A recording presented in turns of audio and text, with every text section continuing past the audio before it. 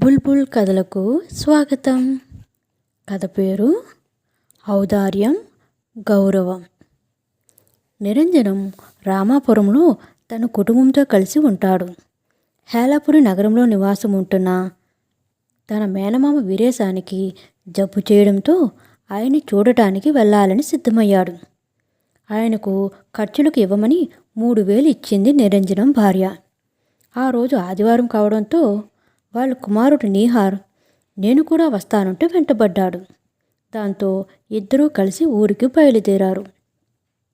బస్టాప్కి చేరుకున్నాక అక్కడ కొట్టులో ఓ పుస్తకం చూసి, నాన్న నాకు ఆ పుస్తకం కొనిపెట్టవా అని నీహార్ అడగడంతో అలాగేనంటూ కొనిచ్చాడు నిరంజనం.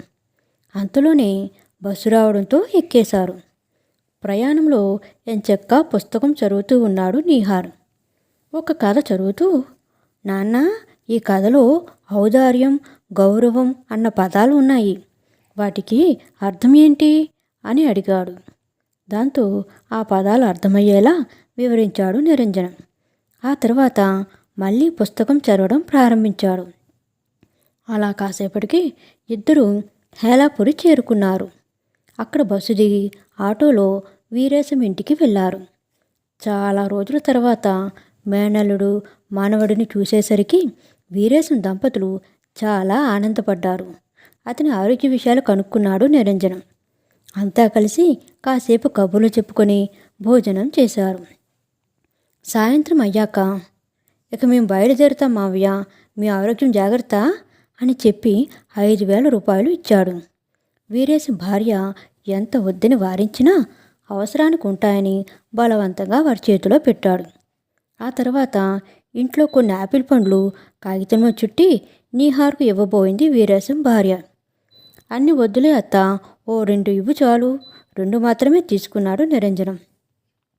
తర్వాత తండ్రి కొడుకులు ఇద్దరూ అక్కడి నుంచి బయలుదేరారు.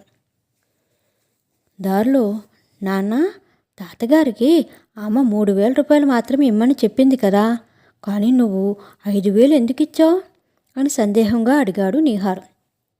దానికి నిరంజనం సమాధానం చెప్పబోతుండగా, నువ్వు చెప్పొద్దులే నాన్న, నాకు అర్థమైందిలే అని చిన్నగా నవ్వుతూ అన్నాడా అబ్బాయి. అవునా, ఏం అర్థమైందో చెప్పు కుతూహలంగా అడిగాడు నిరంజనం.